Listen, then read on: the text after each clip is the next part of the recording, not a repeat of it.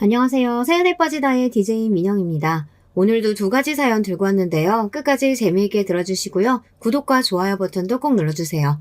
그럼 오늘의 사연 바로 시작해 볼게요. 안녕하세요. 여러분께 저의 사연을 소개할 기회를 얻게 되어 기쁜 마음입니다. 어느 골목길 한 학생을 두고 여럿이 달려들어 괴롭히는 장면을 목격하신다면 여러분은 어떻게 하실 건가요? 그냥 두고 가시는 분도 있고 경찰에 신고하거나 피해자를 도와주는 분도 있겠죠. 어떻게 대처하든지 누구나 그런 짓은 하면 안 된다는 것을 우리 모두 알고 있습니다. 바로 제가 저 학생처럼 아무 죄 없이 괴롭힘을 당해야 했던 시절이 있었네요. 그럼 제가 무슨 일을 당했고 결말이 어떻게 되었는지 궁금하지 않으세요? 이제 들려드릴 모든 이야기의 처음부터 시작해 보겠습니다. 저는 사남매 중 셋째 딸로 태어났습니다.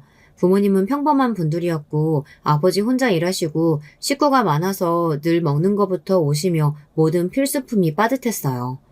그렇다 보니 대학에 입학하는 것은 보통 큰 부담이 아니었습니다. 저는 충분히 서울 안에 있는 중위권 대학교에 갈 수능 성적이 나왔지만 전문대를 가야 했어요. 사실 저 빼고 다른 오빠들과 동생들은 적어도 4년제 대학교를 졸업했죠.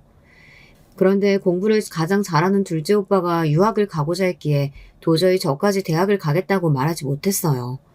부모님이 힘들어하실 게 눈에 뻔했기 때문에 전 고민 끝에 전문대에 전액 장학금을 받는 조건으로 입학하게 되었죠. 그렇지만 저는 제 학벌 때문에 발목 잡혀서 능력을 펼치지 못하는 그런 사람이 아니었습니다. 그만큼 더 극복하고 열심히 해서 전문 자격증을 취득하고 두 번의 이직 끝에 좋은 회사에 다니게 되었어요. 연봉도 높고 안정적인 회사에 다니면서 제 학벌에 대한 어떤 부끄러움도 없었죠. 오히려 그런 단점을 제 능력과 노력으로 극복한 것이 자랑스러웠어요. 그리고 제 입으로 말하기 좀 무안하지만 제 얼굴이 예쁜 편이었습니다. 따라다니는 남자들도 꽤 있었고 지금의 남편도 그렇게 따라다닌 남자 중 한 명이었죠. 지하철에서 어떤 남자가 뒤쫓아와서 저에게 급히 핸드폰을 빌려달라는 거예요. 무슨 일인지 모르겠지만 초면인 남자에게 그럴 수는 없어요. 저 우리 엄마가 아프신데 급히 연락을 드려야 해서 그래요. 한 번만 부탁드립니다. 이렇게 사정하는데 차마 모른 척을 할 수가 있어야죠. 그렇게 한 통의 전화를 마치고 저에게 핸드폰을 돌려주며 그는 환하게 웃으면서 또 보자고 인사를 했습니다. 그렇게 얻게 된 제 전화번호로 남자는 수시로 전화하고 문자를 하며 절 따라다녔죠. 낯선 남자를 못 믿겠어서 멀리했는데 알고 보니 신원도 확실하고 괜찮은 사람이었어요. 그렇게 약 1년간의 구애 끝에 전 드디어 그의 마음을 받아주고 결혼까지 약속하게 되었습니다. 처음 본 순간부터 난 당신 없이는 못 사는 사람이 되었어. 그러니 제발 나랑 결혼해줘. 당신을 반드시 행복하게 해줄게. 남편의 호기로운 자신감에 이끌려서 어쩌다 보니 전 결혼을 앞두게 되었어요. 그의 진실한 마음은 믿고 있지만 시댁 사람들은 그리 편하지 않더군요. 인사를 드리러 처음 시댁에 방문하게 되었습니다. 종로구에 살고 계신 시아버님 한 분뿐 아니라 남편보다 먼저 결혼한 위에 큰형님 내외 그리고 아래 남동생 내외가 기다리고 계셨죠. 시모는 2년 전쯤 뇌졸중을 앓으시다 세상을 뜨셨다고 해요. 다복한 형제들로 시댁 가족이 많은 가운데 저는 긴장이 좀 됐어요. 하지만 시부는 편안한 미소로 저를 맞이해 주셨어요. 점잖은 시아주버님과 명랑한 서방님들까지 남자분들은 다 좋아 보이셨습니다. 다만 위에 형님과 제 바로 아래 동서 두 사람은 절 맞이할 때부터 팔짱을 끼고 보고 있더군요. 함께 이런저런 대화를 하다 형님과 동서가 휴식을 준비한다며 부엌으로 갔습니다. 눈치가 보여서 저도 슬쩍 일어나서 부엌에 따라가 보았어요.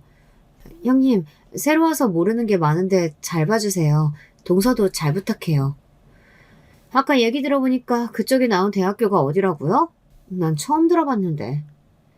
다짜고짜 제 학교부터 걸고 넘어지는 형님은 인상도 말투도 무서웠습니다. 분명 함께 있을 때는 조용한 분이셨는데 여자들끼리 있으니 기가 세 보이더라고요. 아, 네. 3년제 전문대라서 아마 잘 모르실 거예요.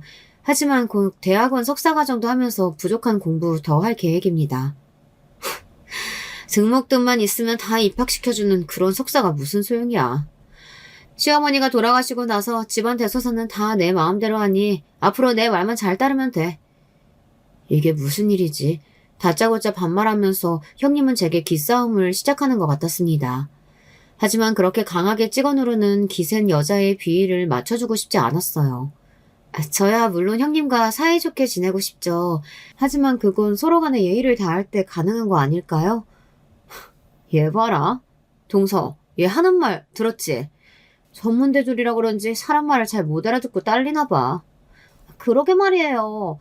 이래서 사람은 배움이 중요한 법인데. 예비 형님, 우리 형님하고 저는 서울에서 4년제 대학 나왔다고요. 그리고 엄연히 집안 선배인데 그렇게 뻣뻣하게 굴면 되겠어요? 아, 그럼 동서랑 형님은 어디 서울대 연고대라도 나오셨나요? 두 여자는 아무 말도 하지 못했습니다. 이미 예비 신랑에게서 들어서 알고 있거든요. 둘의 출신 대학은 건국대랑 명지대라던가 그랬어요. 어쨌든 대놓고 학벌을 내세울 정도의 수준은 아니었기에 그들은 참 기가 찼습니다. 형님과 동서와 첫 대면은 좋지 않았지만 그래도 앞으로 사이좋게 풀어나가면 될 거라는 제 생각은 착각에 불과했습니다. 결혼하고 난 뒤 그들은 못된 시어머니보다 더 저를 괴롭혔거든요. 형님과 동서는 자기들끼리 똘똘 뭉쳐서 텃세를 심하게 부렸어요. 제 말은 듣는 둥 마는 둥 무시하기 일쑤였고 여학교에서 패거를 지어 몰려다니면서 한 명을 괴롭히는 딱 그런 애들처럼 굴었어요. 그런데 요즘 고졸이나 전문대 출신도 있나요? 우리 집도 그렇고 친정 쪽에도 모두 4년제 졸업한 사람들 뿐이에요. 바로 둘째 형님만 빼고 말이죠. 거기에 대고 뭐라고 해봤자 열등감이라 비웃을 것 같아 저는 아무 말도 안 했어요. 이렇게 모였다 하면 제 학력 이야기를 들먹이면서 저를 열받게 하는 게 늘 있었죠. 그런데요, 이때의 괴롭힘은 유치한 따돌림에 불과했습니다. 우리 부부의 경제적 수준이 높아지자 저를 대놓고 혐오하고 괴롭히는 수준도 높아졌어요. 저는 미혼 때부터 다니던 직장을 아들 낳고 키우는 지금까지 다니고 있고요. 경력이 오래되어서 연봉도 꽤 높은 편이에요. 회사가 안정적이라 비교적 정년까지 바라볼 수 있으니 그만둘 일은 없을 것 같아요. 그런데 형님은 결혼과 동시에 다니던 작은 회사를 관두고 전업주부로 있었어요. 딸 하나가 있었는데 애 학원비가 부족하다면서 식당에서 일하고 있답니다. 그것도 창피한지 비밀로 쉬쉬하다가 아주버님의 말실수로 알게 된 게 그리 오래되지 않았죠. 형님은 자존심이 상한지 우리 앞에서는 나 일하는 거? 내가 사고 싶은 반지가 있어서 아르바이트 삼아서 하는 일이야. 요즘 능력 있는 여자들이 집에서 노는 건 난 반대라고. 그 잘난 4년대 대학을 졸업해놓고 겨우 식당에서 일하는 건지. 식당에서 일하는 분들을 무시하는 게 아니라 저를 학벌로 무시하는 사람이 그러고 있으니 이런 생각이 들더라니까요. 동서도 형님처럼 전업주부니까 두 집 다 살림살이가 좀 팍팍한 느낌이에요. 그래서 결혼하고 지금까지 우리 부부는 맞벌이 한다는 이유로 시댁에 돈이 필요한 일은 죄 우리 몫으로 미루는 분위기입니다. 제사 때나 명절날 장 보는 돈은 전부 우리가 부담하고 시부가 병원 가서 검사비 등 목돈이 필요하면 저희가 드렸어요. 시부는 부동산을 좀 가진 자산가이긴 하지만 그래도 자식에게 이런 돈을 받고자 원하시는 편이라 상황이 그렇게 되어버렸네요. 사정은 답답하지만 그나마 좀 더 여유 있는 우리가 하는 것은 억울하지 않습니다. 그렇지만 그렇게 책임을 다하면 인정해주고 대우도 해주면 뭐라고 하겠나요. 오히려 우리가 집을 사고 연봉이 오를수록 점점 동서와 형님의 시기 질투가 심해지니 문제죠. 그들의 자격지심은 애들 용돈 문제에서 터지기 시작했습니다. 시집와서 초반에 형님네 딸 서연이는 어린아이여서 제가 자주 장난감을 사줬어요. 그리고 명절 때 시댁에서 보면 구정이든 추석이든 만날 때마다 용돈을 줬거든요. 형님은 얄밉지만 조카는 예쁘고 제가 워낙 아이들을 좋아했거든요. 그런데 막상 제 아들이 태어나고서 아주버님네 서방님네 그 누구도 우리만큼 챙겨주지 않았습니다. 서방님네야 아이가 없으니 생각이 짧을 수 있어요. 하지만 형님네는 우리가 조카한테 해준 것들이 있는데 그렇게 입싹 씻고 있으니 참 보기 안 좋았죠. 우리 아들이 말문이 트일 무렵 큰아빠나 큰엄마가 자기 선물을 안 주니 어린아이 눈에도 이상했나 봐요. 그런데 엄마는 매번 소연이 누나 용돈 주는데 왜 큰엄마는 나한테 용돈 안 주는 거야? 이상해요. 맞아. 엄마, 우리 가난해요? 왜 엄마는 지우 용돈 안 줘? 그 말에 형님은 뚜껑이 열려서 우리 아들을 한번 째려보고 자기 딸 서연이 엉덩이를 맴매하며 다른 방으로 데려갔습니다. 방에서 서연이가 우는 소리가 들리고 형님의 고성이 오가며 괜스레 분위기가 험악해졌어요. 그 광경을 본 아들이 무서워하니 제가 달래주고 있는데 방에서 나온 형님의 화살이 저를 향했습니다. 동서가 돈 좀 벌었다고 유세 떠니까 애들 눈에도 티가 나는 거지.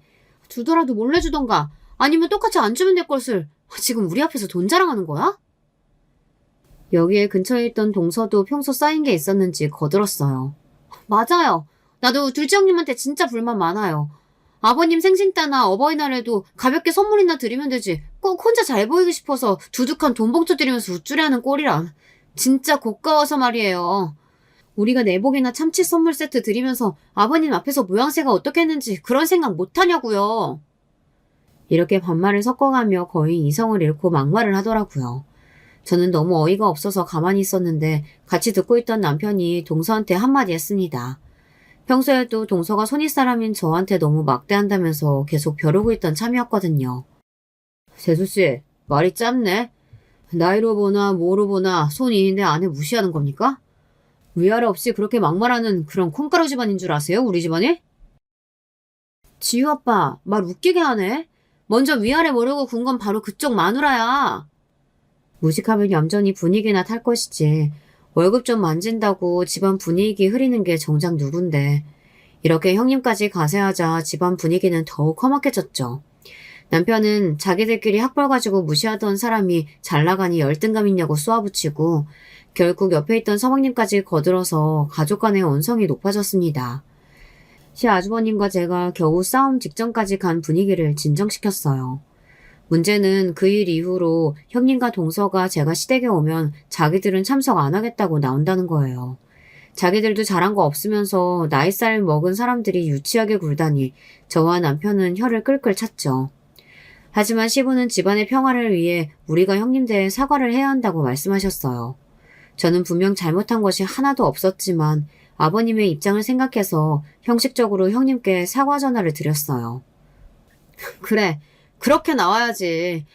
이제야 기강이 제대로 서네. 앞으로는 동서 멋대로 굴어봐. 그땐 이 정도로 안 끝나? 그런데 우습게도 정작 손 아래 동서는 저에게 어떤 사과의 말도 하지 않았습니다. 이렇게 저는 그들의 비율을 맞춰야 하는 상황이 점차 되어가니 참으로 답답하더군요. 그러던 어느 날 저에게도 역전의 기회가 찾아왔습니다. 아직 결혼 안 한 넷째 아들, 그러니까 막내 서방님이 있는데 신부감을 시댁에 데려와서 인사를 시키는 겁니다. 이제야 시댁 여자들 사이에서 제 편을 만들 절호의 기회로 여기고 예비 막내 동서에게 친절히 대해주었어요. 제가 이 집에 왔을 때처럼 형님과 동서는 막내 동서에게 냉랭하게 굴었지만 저는 잘해주니까 예비 막내 동서는 저랑 따로 만나기로 하고 결혼 반지까지 같이 고르는 등 친하게 되었습니다. 막내 동서만 집에 들어오면 형님과 동서끼리 편을 먹고 절 따돌려도 든든할 것만 같았죠. 그렇지만 제 기대는 무참히 깨지고 말았습니다.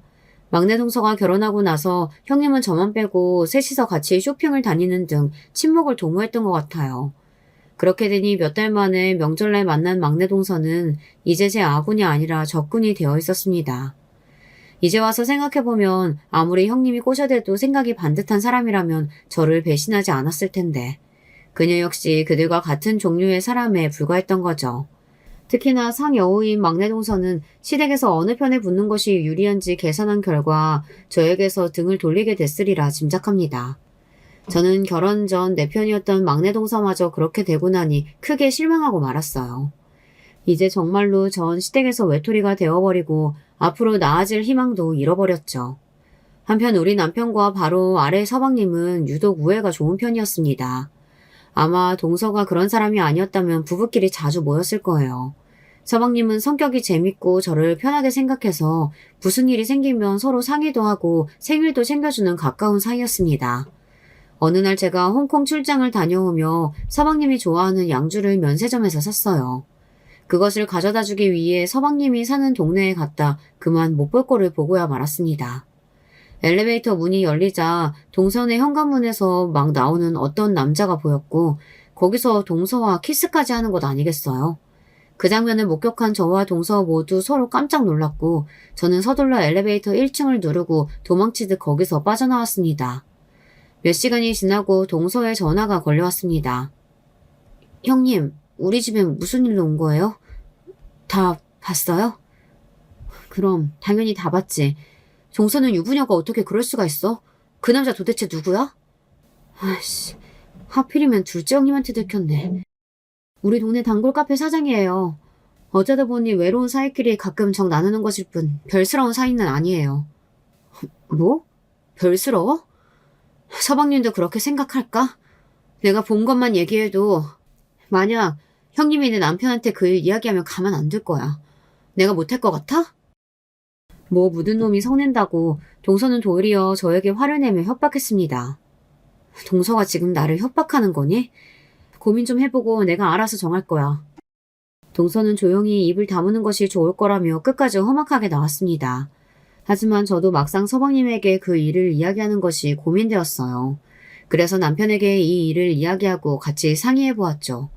남편은 동생 성격상 앞뒤 생각 없이 이혼부터 할 거라며 섣불리 얘기하기보다는 좀 더 지켜보자고 그 관계를 끝낸다면 비밀로 하자고 했어요.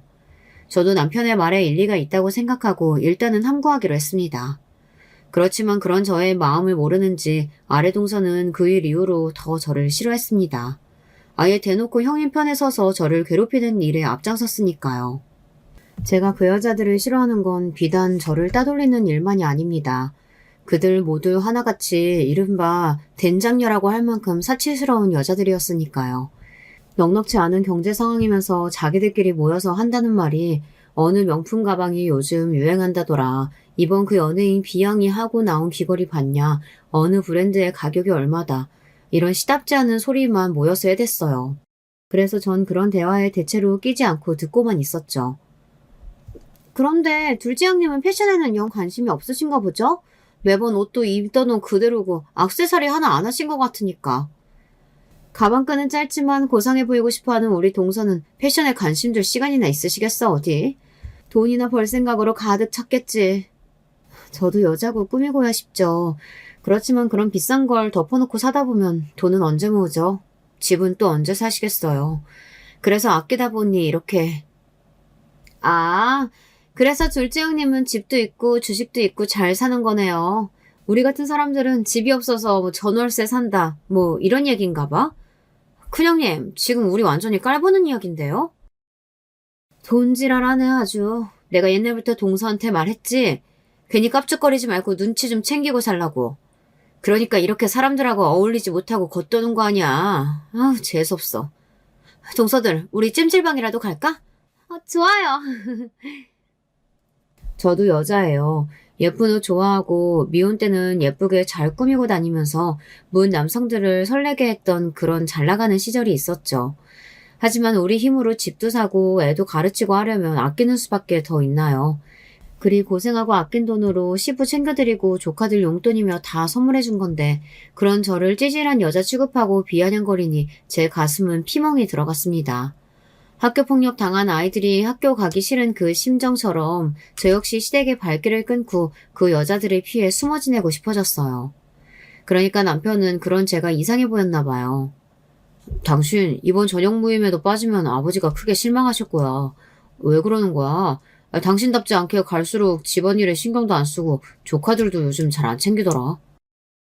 저는 제 속을 몰라주는 남편이 야속하기만 했습니다. 시시콜콜 남자들에게 말해봐야 뭐 어디 아나요.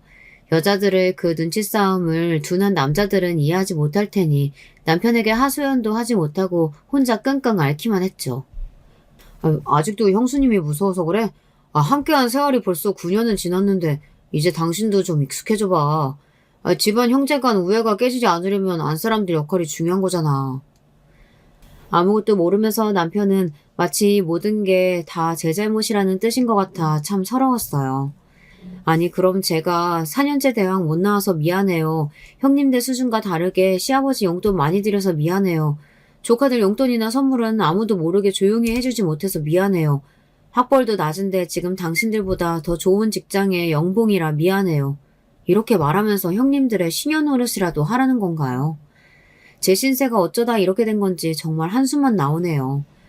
그러다 그만 3년 전 저에게 끔찍한 일이 일어나고 말았어요. 어머님 기일이 다가와서 모든 며느리는 오후 늦게부터 시댁에 가야 했습니다. 저는 퇴근하고 급히 시댁에 가고 있었어요. 지하철에서 내리고 출구 앞에 나와보니 밖은 비가 억세게 쏟아지고 있는 것이었죠. 아, 오늘 비 예보도 없었는데 일을 어쩐담. 우산이 없어서 나갈까 말까 머뭇거리고 있다가 그냥 뛰어가기 시작했어요. 그렇게 소낙비를 맞으면서 뛰어가고 있는데 제 옆을 지나가는 차에서 익숙한 목소리가 들려왔어요. 형님, 아주 혼자 낭만 있으시네요. 비를 다 맞고 뛰어가시고. 아, 동서 잘 만났다. 나 우산이 없거든. 차에 나도 같이 태워줘. 쫄딱 다 젖은 몸으로 내 차에 태워주려면 차 시트 다 젖어요. 안 돼요. 그냥 그렇게 오시는 게 건강에도 좋아 보이네요, 뭐. 낭만은 무슨. 거지같이 찌질한 년. 돈 아끼느라고 우산도 못 샀나 봐? 비 맞는 사람을 차에 태워주기는커녕 저렇게까지 하며 비웃고 가는 저들이 정녕 인간이긴 한 걸까요? 저도 더 이상은 참을 수 없었습니다. 당연히 그들보다 제가 늦게 시댁에 도착했죠. 저는 물이 뚝뚝 떨어지는 채로 형님 동서들의 목소리가 들리는 부엌으로 향했습니다. 그들은 제 모습을 보자마자 무엇이 그렇게 웃긴지 까르르 웃더군요. 어머 형님, 둘째 형님 꼴 좀 봐요. 물에 홀딱 젖은 쥐새끼도 아니고 화장이랑 다 지워지니 꼴사납네. 화가 머리끝까지 치솟은 저는 그간의 울분을 담아서 소리쳤습니다. 당신들이 사람이야? 가족이냐고. 내가 뭘 잘못했다고 이렇게까지 해? 집안 사정 때문에 전문대 간 거 그거 하나로 사람을 이렇게 짓밟아도 되니? 그래, 나 너희들보다 돈 많아. 그래서 돈질을 좀 했어.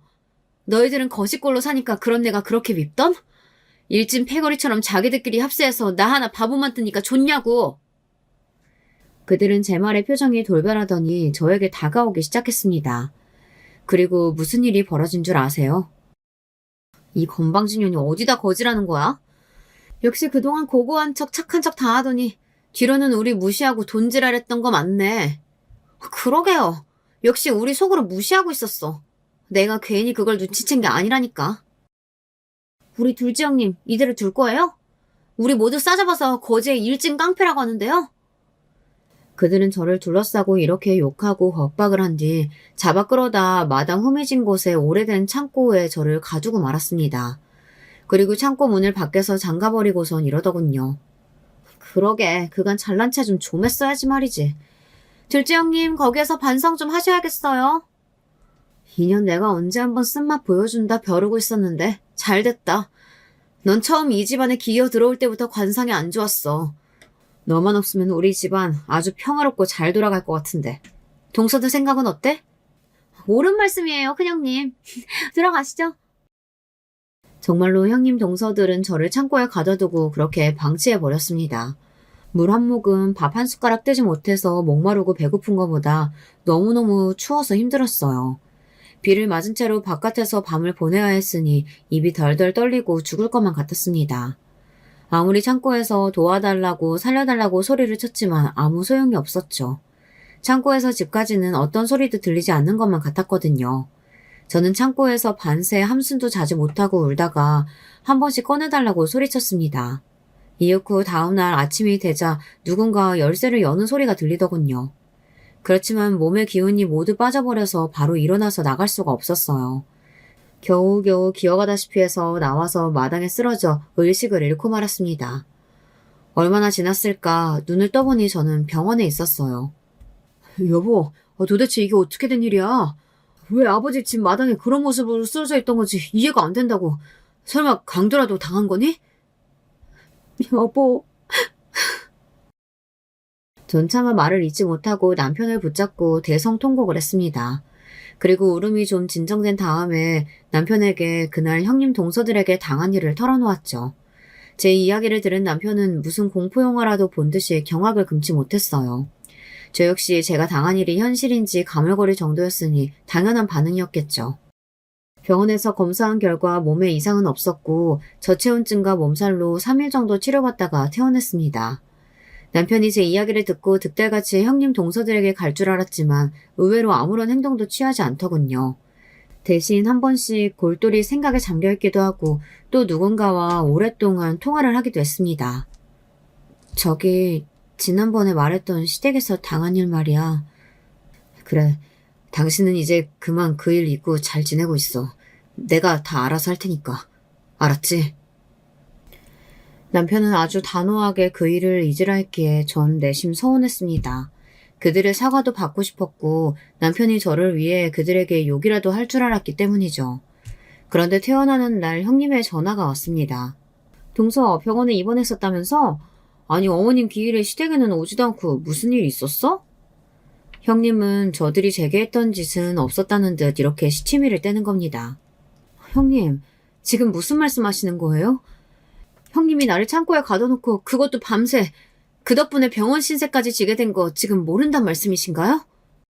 나는 자기랑 잘 지내고 싶은데 이렇게 동서가 자꾸 나를 이상한 사람으로 만드니까 내 마음이 좀 그렇다. 모든 일 다 잊고 잘 지내야 할 거 아냐. 우리는 죽을 때까지 형님 동서지간 가족처럼 지낼 사이인데 말이지. 형님은 나에게 협박의 전화를 걸었던 것입니다. 자신들이 한 더러운 행적을 가족들에게 밝히지 말라는 협박. 그런데 마지막 말이 저를 두려움에 떨게 만들었습니다. 저는 평생 저렇게 악마 같은 여자들에게 당하면서 살아야 하는 것일까요? 그랬다면 저는 이렇게 여러분께 제 사연을 당당히 소개하지 못했을 겁니다. 계속 바보 멍청이같이 당하기만 했다면 말이죠. 바로 든든한 남편과 제가 미처 몰랐던 숨은 조력자 이 두 사람이 제 복수를 톡톡히 해주었어요. 그럼 남편이 해준 그 신박한 이야기를 이제 여러분께 들려드릴게요. 남편은 형님 동서들에게 연락해서 요즘 아내가 이상해져서 상의 드릴 일이 있다고 불러모았답니다. 그것도 허세스러운 여자들이 좋아할 만한 청담동 한 술집에서요. 역시나 그들은 강남의 화려한 인테리어를 자랑하는 술집에 들어서자마자 눈이 휘둥그레지고 자기들이 뭐라도 됐냥 사진 찍고 무척 좋아했다더군요. 남편은 그들의 비위를 맞춰주고자 비싼 양주를 시켜서 취하도록 먹이고 나서 이런 이야기를 털어놓기 시작했습니다. 아, 형수님, 그리고 재수씨, 요즘 저 미치겠어요. 진짜 이혼하고 싶어 죽겠다고요. 아내가 실성한 사람처럼 이상한 소리만 늘어놓고 지난번 어머님 기일에도 연락도 절로 갖추라고 말이죠. 이 여자 바람이라도 난 거 아닐까요? 남편은 아무것도 모르는 척 그들을 떠보니 처음에는 남편이 불려서 경계하던 그들은 이내 안심하고 떠들어댔습니다. 하긴 둘째 형님이 지난번부터 좀 이상하긴 했어요. 난 그냥 여자의 촉이라서 혼자 넘어갔었는데 다른 분들은 어땠어요? 맞아. 나도 둘째 형님한테 남자가 생긴 거 아닌가 눈치채고 있었지.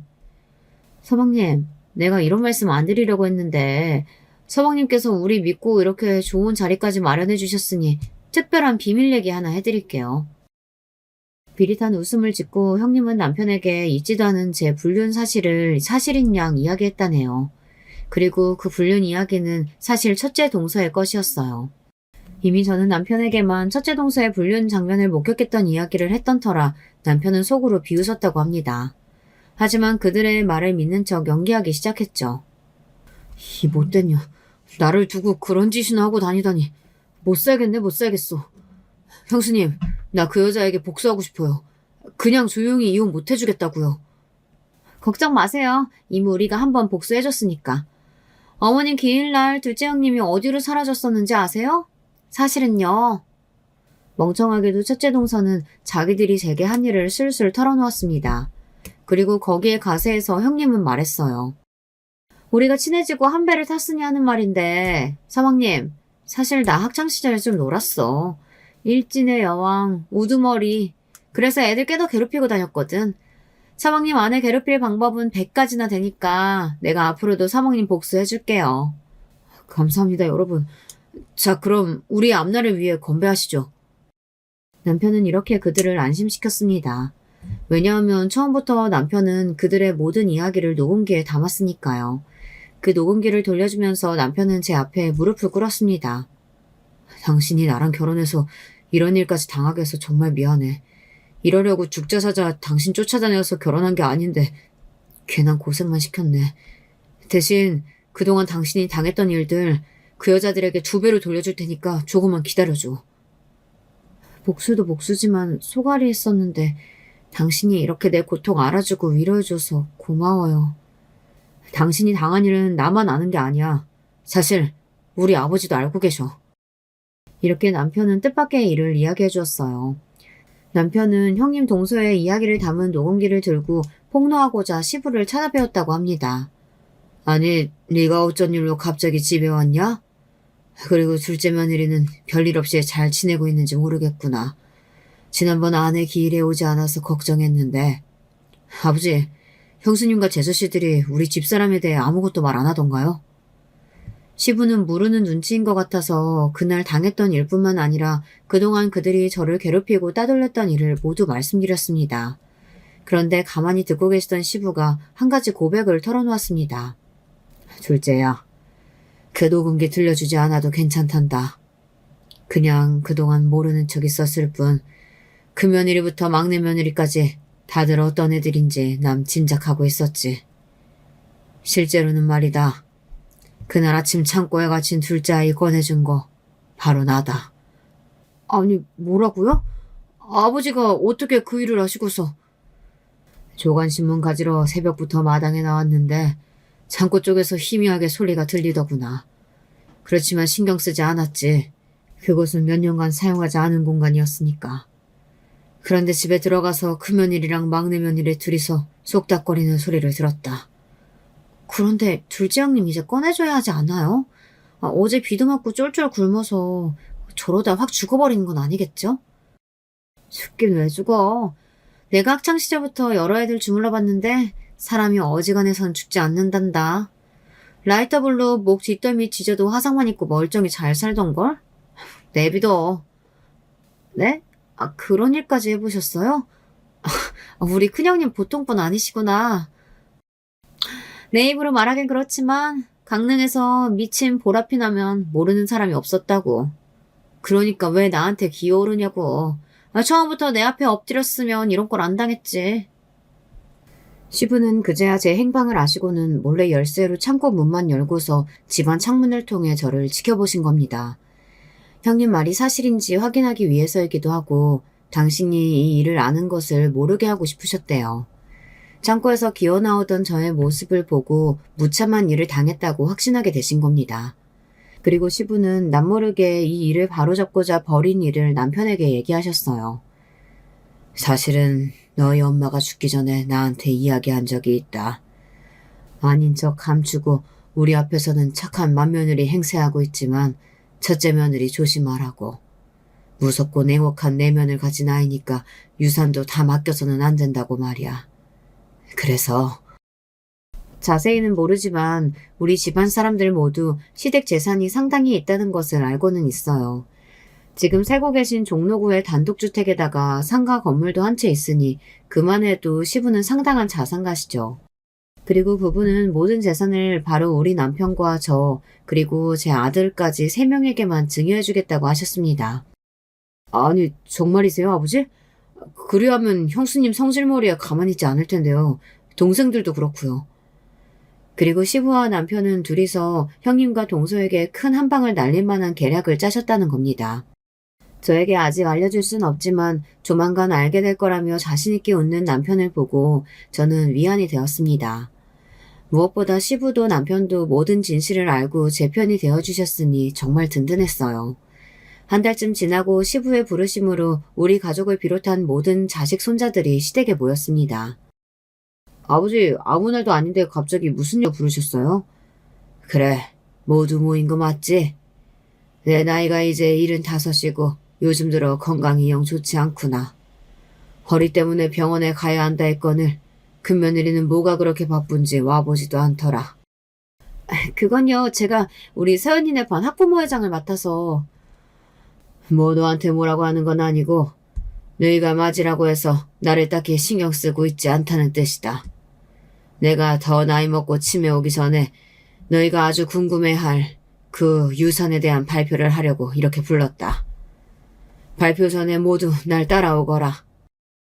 유산이라는 단어에 형님을 비롯한 모든 자식과 며느리들의 귀가 쫑긋했습니다. 이상하게도 시부는 집 밖으로 나가시더니 마당의 그 창고 앞에 서셨어요.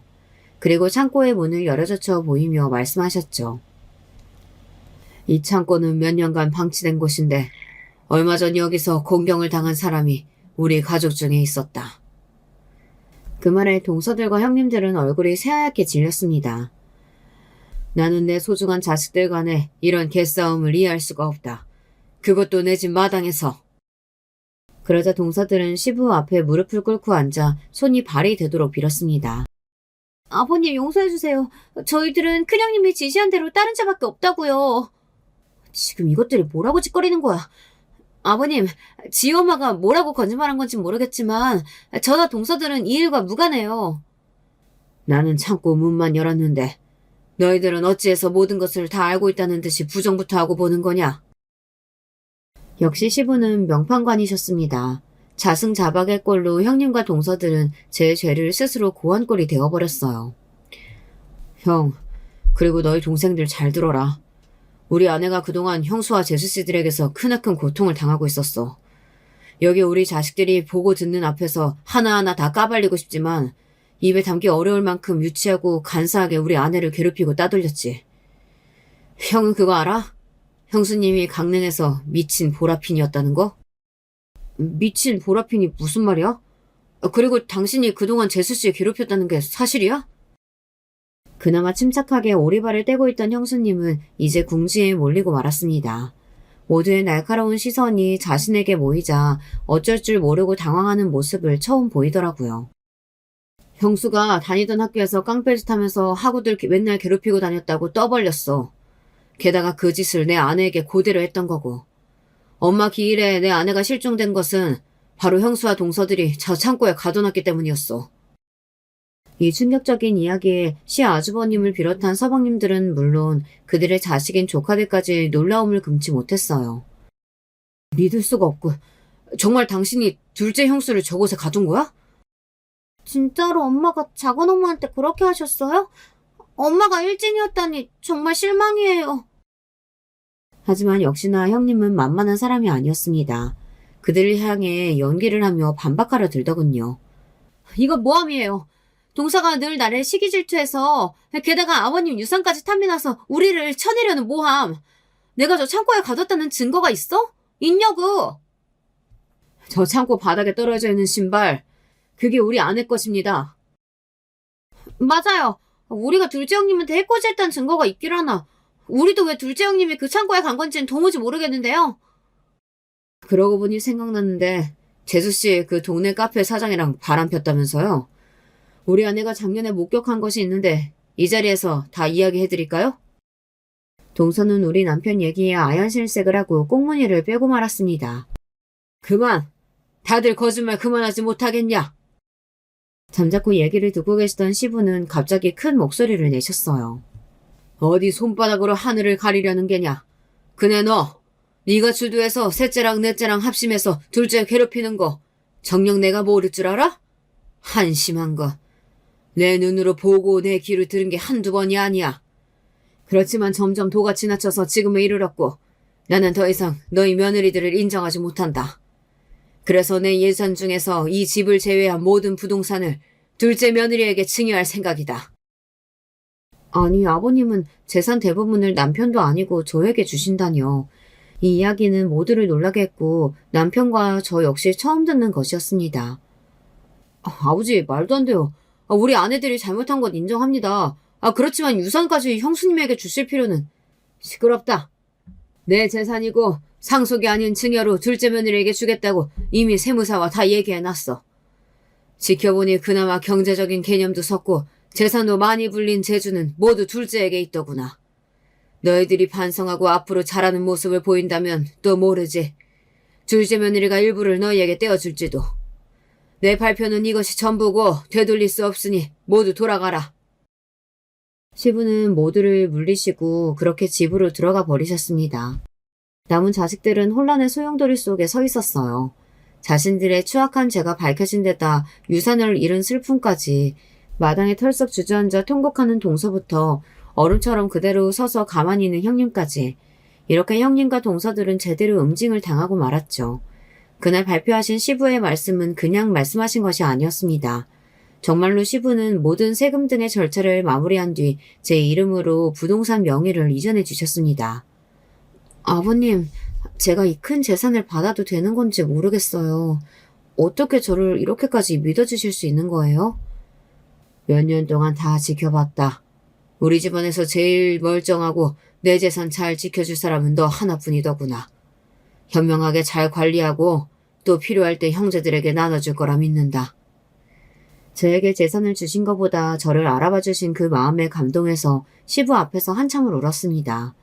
그리고 아버님의 뜻에 어긋남이 없도록 상가 건물을 잘 관리하고 그 수익은 통장 하나를 새로 만들어서 그곳에 차곡차곡 모았습니다. 갑자기 돈이 많이 생겼다고 해서 제가 낭비를 하거나 돈을 흥청망청 쓰는 일을 경계했죠. 저는 이렇게 행복한 결말을 맞았지만 그럼 다른 사람들은 어떻게 되었냐고요? 저를 앞장서서 괴롭혔던 형님은 그야말로 자기 가족들에게서 외면당하고 말았죠. 형님네 딸 서연이는 중학생으로 한참 예민한 사춘기의 중학생이에요. 초등학교 시절 나쁜 친구들에게 괴롭힘 당했던 적이 있었는데 바로 자신의 엄마가 그들과 같은 사람이라는 걸 알고 충격이 컸던 모양이에요.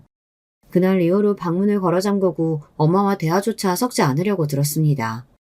그리고 시아주버님은 형님의 과거에다가 자기 아내 때문에 유산 한 푼 받지 못한 신세가 되었다는 생각에 대판 싸우고 나서 별거에 들어갔다더군요. 정확히 말하면 시아주버님과 조카가 등을 돌려서 형님이 집에서 나가 친정집에 얹혀 살고 있다고 들었어요. 하지만 형님이 시아주버님과 다시 합칠 가능성은 거의 없어 보이니 결국은 이혼하고 말겠죠. 그런가 하면 몇 달도 안 돼서 이혼해버린 탓에 다시 보지 못하게 된 동서도 있어요. 카페 사장과 불륜한 것이 알려지자 서방님은 곧바로 첫째 동서에게 이혼을 요구했습니다. 불륜이 아니어도 그간 시댁에서 벌인 짓들에 대해 실망이 컸던 서방님은 자식도 없는 마당에 이혼이 두렵지 않았을 것 같네요. 그리고 서방님은 폭로의 그날 뒤 저를 찾아와서 직접 사과까지 하셨습니다. 형수님, 정말 죄송합니다. 저는 형수님이 저를 도와주셨던 부분도 있고 해서 늘 존경하고 따랐는데 정작 제 마누라는 형수님께 그런 짓을 하다니 용서하기 힘드시겠죠. 그 사람이랑 갈라설 거니까 이제 만날 일 없으실 거예요. 저도 잘한 짓은 없지만 그래도 천천히 용서해 주시리라 믿고 싶습니다. 서방님은 저에게 살가운 남동생 같은 사이였고 그의 아내가 저지른 것은 서방님과 무관한 일이잖아요. 저는 서방님께 개의치 말고 앞으로도 잘 지내자고 격려해 주었어요. 그리고 저를 찾아와서는 석고대죄를 한 동서도 있었습니다. 바로 막내 동서죠. 막내 동서가 나한테 무슨 일이야? 형님, 제가 이렇게 바닥에서 100번, 아니 1000번이라도 절 올릴게요. 저 좀 살려주세요. 남편도 형들처럼 저랑 갈라서고 싶다고 해요. 우리 애가 이제 겨우 3살인데 어떻게 헤어지겠어요. 남편이랑 매일 부부싸움도 하고 난리도 아니에요. 지난번에는 저 뺨까지 칠 뻔했다니까요. 동서가 한 짓이 오죽하면 착한 막내 서방님이 그러겠어. 겨우 뺨 갖고 이 난리야? 날 밤새 창고에 가둬둔 동서의 얼굴이 난 아직도 잊혀지지가 않아. 그러니까요. 제가 잘못했어요. 그래도 우리는 좋았던 시절이 있었지 않아요? 저 결혼하기 전에 형님이랑 따로 얼굴도 보고 결혼 반지도 직접 골라주셨잖아요. 그랬던 사이로 우리 다시 돌아가봐요. 저 앞으로 잘할게요. 글쎄, 나도 동서가 들어와서 내 편이 되어주길 바랬던 적도 있었지. 그래서 그들에게 돌아선 동서에게 더 서운했던 것 같아. 아직 나한테 용서를 바라진 마. 이제 그만 가. 저는 매몰차게 막내 동서를 내보냈습니다. 그녀는 큰형님부터 셋째까지 가정이 파탄난 것을 보니 무서웠던 게죠. 막내 동서는 지금까지 저에게 문자와 전화로 용서를 빌고 있습니다. 여러분, 과연 저는 하나 남은 막내 동서를 용서해야 할까요? 가끔은 저 하나로 인해 남편의 형제들 모든 부부가 사이가 깨진 것 같아서 죄송스러운 마음이 들더라고요. 그래서 막내만은 잘 지냈으면 하는 바람도 있습니다. 그렇지만 솔직히 아직 용서가 안 되는 것도 사실이에요. 하지만 결국 언젠가는 제가 용서해야 할까요? 지난 설에 시아주버님과 조카 서연이만 시댁에 방문했습니다. 그리고 서연이는 전에 없이 저를 쭈뼛대고 서먹해 했죠. 저는 그런 서연이를 따로 데리고 나가서 햄버거를 사주면서 그랬습니다.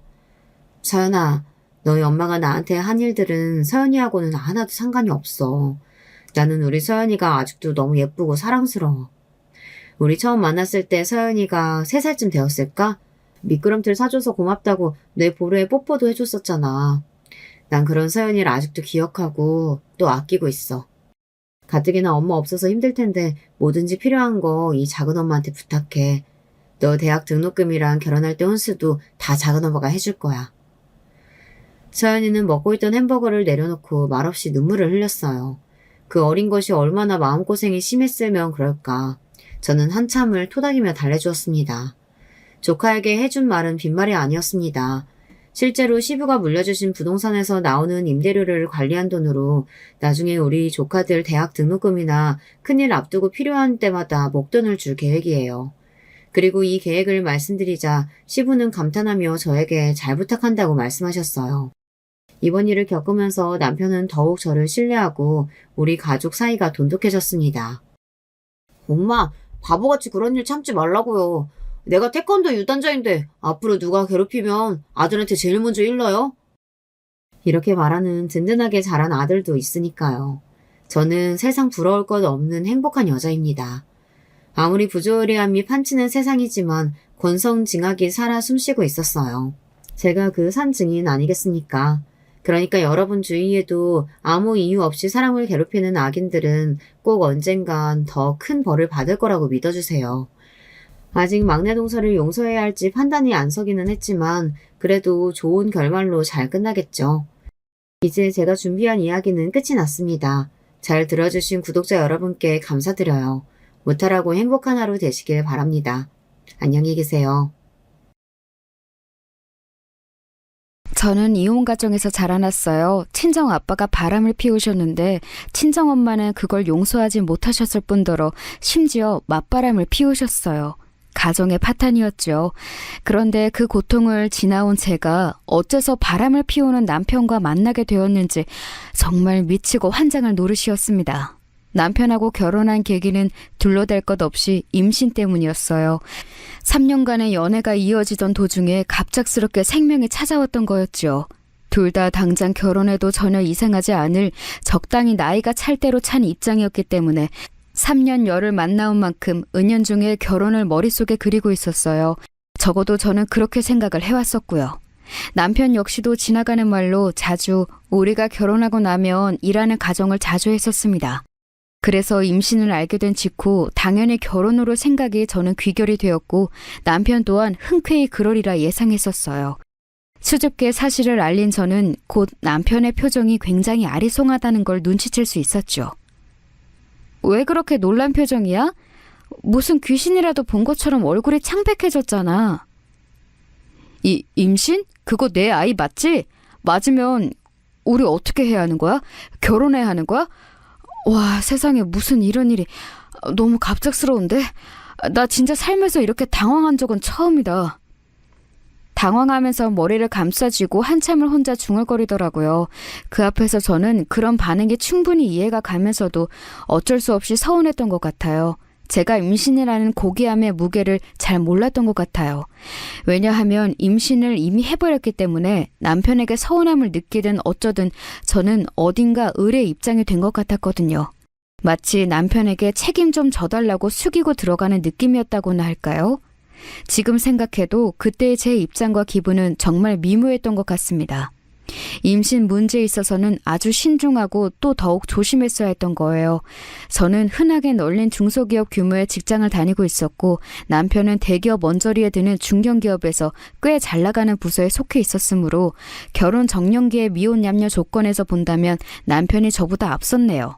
저보다 연봉이 당연히 훨씬 높았어요. 그래도 남편이 저하고 사귀는 동안 입버릇처럼 남자가 여자한테 얻어먹고 다니면 수치다라는 식으로 말을 하고 다녔던 만큼 째째하게 구는 사람은 아니었습니다. 그러니까 제가 애초에 이 남자하고 결혼할 생각을 계속 가지고 있었겠죠. 아무튼 결혼을 하는 것으로 흐름이 금방 흘러가게 되었는데 남편이 저보다 훨씬 낫다고 주장하며 이 결혼을 무척 속상해하는 인물을 제가 맞닥뜨리게 되었지요. 쉽게 예상이 가는 그 인물은 바로 제 시어머니셨습니다. 우리 귀한 아들, 태어났을 때부터 얼굴에 명석함이 보여서 이름도 명석이라고 이름을 지은 우리 집안의 귀한 장남. 아직 제대로 선자리 한 번을 물색한 적이 없건만 내가 느림보처럼 군 게 패착이었구나. 내가 민기적거리는 사이에 이런 대형 사고가 터질 줄이야. 우리 명석이를 고작 너 같은 수준에게 내어준다는 게 지금 이게 당최 말이나 되는 얘기니? 많이 놀라셨을 그 심정, 저도 이해합니다. 죄송하고 민망한 심정이에요. 이왕 이렇게 된 것 제가 정말 앞으로 잘하겠습니다. 부디 노여움 푸세요. 얘 봐라. 말 한번 번지르르하게 잘하네. 공손하고 차분한 척 구는 꼴이 청순 가련한 것에 사족을 못 쓰는 생각에 1차원적인 혈기왕성한 남자들 꼬여내려고 작정하면서 수를 쓰는 모양새야. 각종 인생 풍파를 다 지나온 내 눈은 못 속여. 내가 이런 거 잡아내기로는 고수도 아니고 도사인 사람이야. 시어머니께서는 눈을 휘번덕거리시는데 왠지 그걸 보는 것만으로도 오금이 저려서 저는 고개를 떨구었습니다. 정식으로 제 소개를 드리고 인사드리러 간 자리였는데 왠지 초장부터 저를 노려보시는 게 심상치 않더니만 남편이 잠깐 자리를 비운 사이에 저에게 오만 비난을 다 퍼부으시더라고요. 저는 원래 진지한 연애는 할 생각이 없었는데 어린 저를 여러 차례에 걸쳐 꼬드겨갠 장본인이 남편이었어요. 먼저 만나자고 한 쪽도 매달린 쪽도 남편이었건만 그래서 약간 억울했네요. 시어머니께서는 제가 이혼 가정의 자식이라는 것, 모친이 몹시 편찮으시다는 것, 부친은 거의 연락 두절인 정도로 사이가 멀다는 것, 이런 조건들도 무척 마음에 안 들어 하셨습니다. 하나를 보면 열을 아는 법이라지? 그딴 집안에서 나고 자랐는데 어디 상대가 정상이겠어? 혼전 임신이라는 괘씸한 짓거리를 벌인 것만 해도 얼마나 계획적이고 얄미운지. 이런 식으로 우리 귀한 아들을 채가다니. 생긴 게 미스 코리아인 것도 아니고 집이 잘 사는 것도 아니고 하다못해 가난해도 화목한 가정이기를 해. 뭐를 해? 내가 고작 이런 며느리를 맞이할 줄 알았다면 이날 이때까지 살아있지도 않았을 거야. 그때 자리로 돌아온 남편이 깜짝 놀라면서 자기 엄마와 저를 번갈아 쳐다보더라고요. 제가 티 안 나도록 작게 한숨을 쉬고 말았는데 남편은 그에 맞춰 더욱 큰 한숨을 쉬면서 저를 두둔하였습니다. 진짜 엄마, 제가 잠깐 자리를 비운 사이에 대체 왜 이렇게 언성을 높이고 계세요? 이 사람 지금 임신 상태예요. 그렇게 소리 크게 내시면 뱃속 아기한테도 안 좋은 영향이 갈 수도 있다고요. 명서가, 내가 너무 속이 상해서 그랬다. 정말 괜찮은 아가씨하고 너를 붙여주고 싶었는데 상황이 왜 이렇게 된 건지 나는 정말 아무리 생각해도 속이 갑갑해서 미칠 것 같아. 그러길래 내가 뭐라고 그랬어? 여자는 아무나 만나는 게 아니고 늘 조심하고 신중해야 된다고 그랬잖아. 내 말 안 듣고 몰래 이런 연애질이라 하니까 대형 사고가 나는 거야. 이미 이렇게 된 걸 뭐 어떡하겠어요. 이제 잘 사는 수밖에 없죠. 엄마가 저 중학교 때인가 고등학교 때 점집에 가셔서 제 점을 보고 오셨는데 일찍 이세를 볼수록 말년이 평온한 사주라 들었다고 그러셨지 않았어요? 차라리 잘 됐다고 생각할래요. 정확히는 그냥 이세가 아니라 아들이라고 하기는 했었지. 네가 아들을 일찍 보면 말년이 편해질 거라고. 아휴, 까마득히 잊고 있었던 그딴 점쟁이만이나 떠올리면서 약간의 위안이라도 삼아야 한다니. 세상에 이게 웬일이라니? 시어머니께서는 가슴을 치시며 한탄하셨지만 남편의 말 맞다나 이미 이렇게 된 상황이었으므로 별 뾰족한 수도 없으셨던 것 같네요. 처음 정식으로 인사를 드렸던 그날 이후로는 저를 향해 대놓고 적대심을 표출하지는 않으셨습니다. 저를 보면 머리가 아프시다는 듯 인상을 좀 쓰시긴 했어도 그뿐이었죠. 빠르게 진행된 결혼, 신혼살림 차리는 것도 다 신경을 써주셨어요. 저희 부부는 아주 조용히 자그마한 규모의 결혼식을 서둘러 올렸더랬죠. 다만 한 가지, 시어머니께서는 저에게 태어날 아기에 대한 압박은 몇 번 주셨습니다. 설마 네가 딸을 낳을 작정은 아니겠지? 그렇다면 정말 하등 도움이 안 되는 거니까 행여나 딸 낳을 생각은 하지도 마라. 아직 아기 성별을 알지 못해서 뭐라고 대답을 해드려야 할지 모르겠는데 어머님 죄송하지만 딸이라도 어쩔 수 없다고 생각합니다. 그래도 소중한 생명인 건 변함이 없으니까요. 반드시 아들을 낳겠다고 해야지. 너는 말로나마 그런 다짐 한번 못하니? 그런 나태한 정신머리로 사니까 인생을 보람되게 살지 못하고 남자 하나 물어서 시집이나 잘 갈 생각이 나고 자빠졌고 혼전 임신이나 덜컥한 건 아니야? 아이고, 나 또 머리 아파서 골병이 막 들라 그러네. 하여간에 너는 딸을 낳으면 네 쓸모는 없다는 걸 증명하는 셈이니까 그런 줄은 알고 있어. 어머님, 저는 저희 부모님의 아들이 아니라 딸로 태어났다고 해서 억울하거나 힘들거나 한 일이 없었어요. 옛날에 점집에 다녀오셨다는 일로 제가 아들을 낳기를 원하시는 것 같은데 그건 미신일 뿐이라고 생각해요. 그리고 첫째가 아니라 둘째가 아들이 될 수도 있는 거잖아요. 아우, 시끄러워. 너는 아들 낳을 자신 없다는 소리를 왜 그렇게 장황하게 돌려서 하니? 돌려 돌림판이야? 네? 그치만 어머님, 자식의 성별을 결정짓는 건 여자가 아니라 남자예요. 그러니까 제가 딸을 낳든 아들을 낳든 그건 오빠의 영향이라는 거죠. 제가 알고 있던 상식으로 조용히 반박해 드렸을 때 시어머니께서는 입을 쩍 벌리신 채 굳어버리셨죠. 그 이후로는 태어날 아기에 대한 압박을 가하시는 것도 그만두셨어요. 솔직히 밝히자면 저는 딸이든 아들이든 정말로 상관이 없었습니다. 그러나 굳이 하나를 골라야 한다면 제 첫 출산의 산물이 아들이기를 바라기는 했었어요. 상황이 그러한데 제가 어떻게 아무런 심리적 압박이 없었겠나요? 왠지 눈치가 보였죠. 저는 어렸을 때부터 품었던 바람 중 하나가 훗날 결혼해서 가정을 꾸리게 된다면 정말 화목하고 행복하게 복작복작 거리면서 사는 그림을 실현하는 것이었어요. 그런 것에 대한 동경이 있었지요. 남편과 비록 불타오르는 애정을 주고받으며 만나온 관계는 아니었고 만날수록 생기는 편안함이라든지 익숙함이라든지 이런 게 좋아서 연애를 이어온 게 확실히 더 컸던 것 같지만 기본적으로 믿음이 있었어요. 결혼하게 될 수도 있는 상대이고 그렇게 되면 잘 살 것 같다고요. 그런데 막상 결혼해서 부부가 되고 나니까 제가 임신을 한 상태임에도 남편의 태도가 제가 막연히 상상해왔던 것과는 달라서 기분이 좀 가라앉았죠. 요란 법석을 떨면서 저를 떠받다 들어주는 건 상상도 안 했지만 그래도 결혼하기 전보다 저에게 애정 표현을 많이 해줄 줄 알았거든요. 제가 남자라는 생물을 잘 몰랐던 것 같습니다. 그런데다가 시어머니께서 저를 영 못마땅해 하시니 제 바람과는 그림이 달랐기에 심적으로 좋지 않았어요. 아들을 낳는다면 저에 대한 호감이나 애정이 더 돌아올 것 같아서 그랬기에 저는 제 뱃속의 생명이 이왕이면 아들이기를 바랐던 듯 싶네요. 병원에 갈 때마다 공교롭게도 아기의 자세가 미묘해서 판별이 어려웠기에 다른 산모들보다 제가 아기 성별을 늦게 알았어요. 그리고 몹시 당황했다가 이내 마음을 고쳐먹고 세상 누구보다도 이 생명을 위해주겠다는 다짐을 했죠.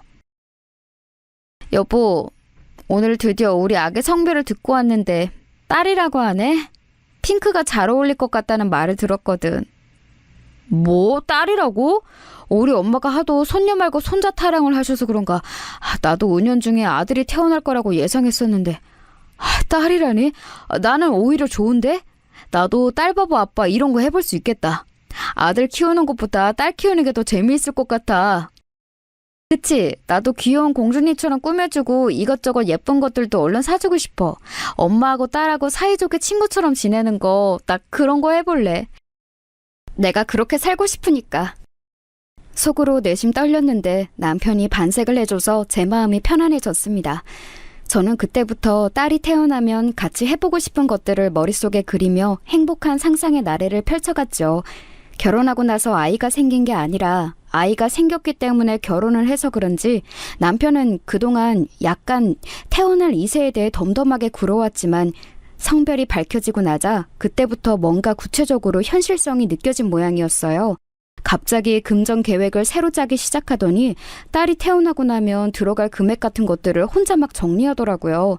그러면서 회사에서 추가 수당이 떨어지는 업무들도 전혀 마다하지 않고 해내기 시작했고요. 그 모습을 보면서 기분이 고무되었어요. 너무 좋더라고요. 이제야 뭔가 제대로 돌아가는 느낌이었다고나 할까요? 친정 엄마께서 건강이 몹시 안 좋으신 상태였기 때문에 제 바람이 또 있다면 무사히 건강한 아기를 낳아서 친정 엄마께서 돌아가시기 전에 손녀의 모습을 보여드리는 거였습니다. 열심히 태교를 하겠다고 마음을 다지고 있을 때 저와는 다른 마음을 가진 분도 계셨어요. 시어머니께서는 제가 기어이 딸을 낳는다며 무척 마음에 안 들어 하셨습니다. 우리 명석한 아들을 꼬여내서 나 몰래 내 눈을 피해서 사귀어온 것도 모자라 덜컥 임신을 하더니 그걸 빌미로 결혼을 해서는 기껏 낳는다는 게 딸이야? 우라지. 하나부터 열까지 이렇게 마음에 안 들라고 작정을 해도 이것처럼은 못하겠다. 너는 어째 모든 게 이렇게 밉상이니? 오빠는 제가 딸을 임신해서 너무 좋다고 하던데요. 어머님께서도 생각을 달리 해주셨으면 좋겠어요. 어쨌거나 어머님의 친손녀잖아요. 그래서 내가 더 열이 받는 거야. 우리 명석이는 왜 그렇게 착해 빠졌을까? 근데 이제 와서 하는 말이지만 너 뱃속에 든 그 아이 우리 집안 핏줄은 맞기나 한 거니? 어머님! 그 말씀은 제가 다른 남자라도 만났었다는 건가요? 너무 모욕적이네요. 그 말씀 취소해 주세요. 아니 그냥 해본 말 가지고 애가 왜 이렇게 발끈하고 난리야? 이러니까 더더욱 수상한데?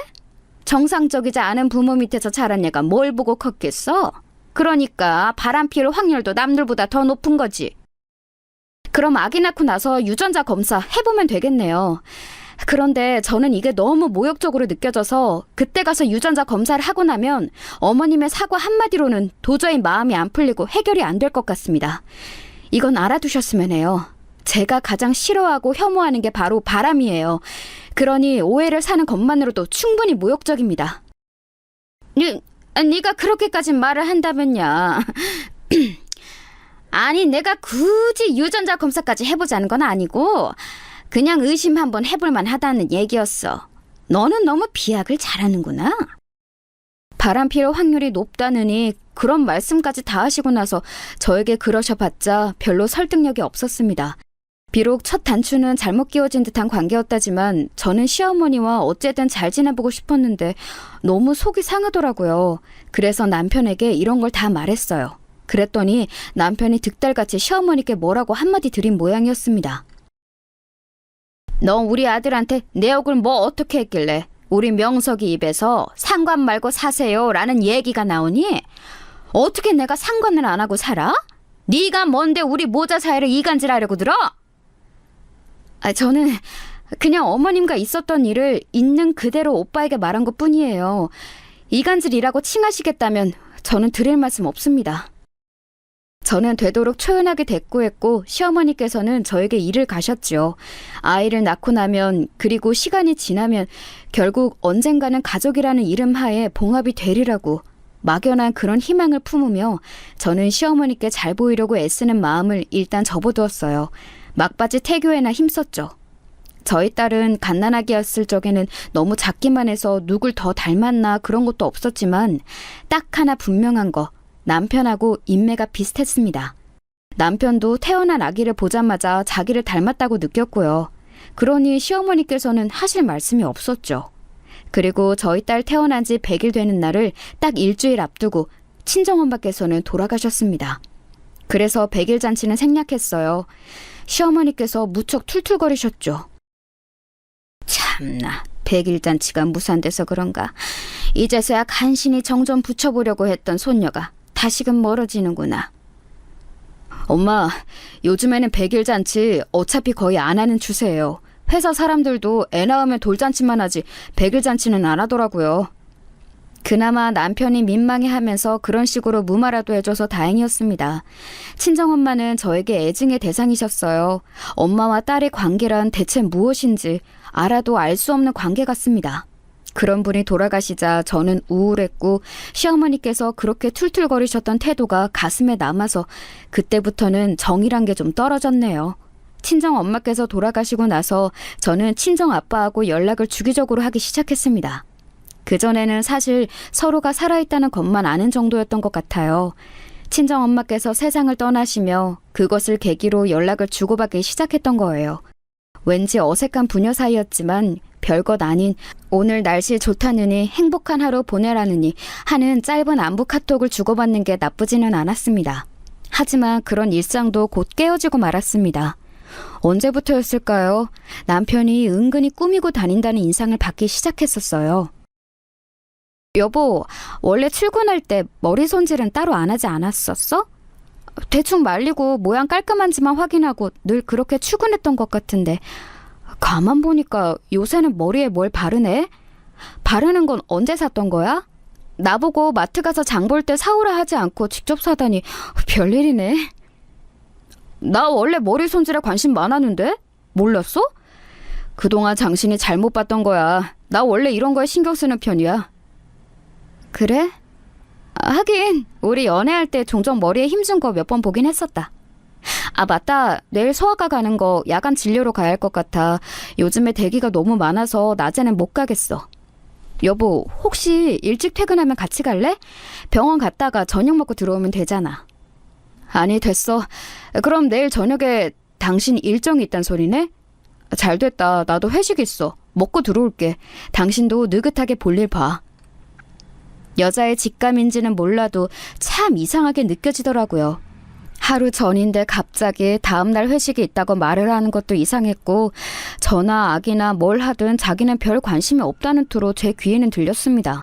묘하게 찜찜하여서 마음에 담아뒀었는데 얼마 후 제가 새벽 중에 남편의 휴대폰을 보게 되었어요. 일부러 작정하고 뭘 뒤져보려고 한 건 아니었습니다. 자정이 넘은 시각에 아기가 울고 보채고 자꾸 칭얼거려서 제가 어르고 달래던 중이었어요. 참고로 저희 아기는 통잠이라는 걸 안 잤기 때문에 제가 낮이고 밤이고 새벽이고 가리지 않고 계속 품에 안아들어야 했는데 남편이 도와준 적은 맹세코 단 한 번도 없었습니다.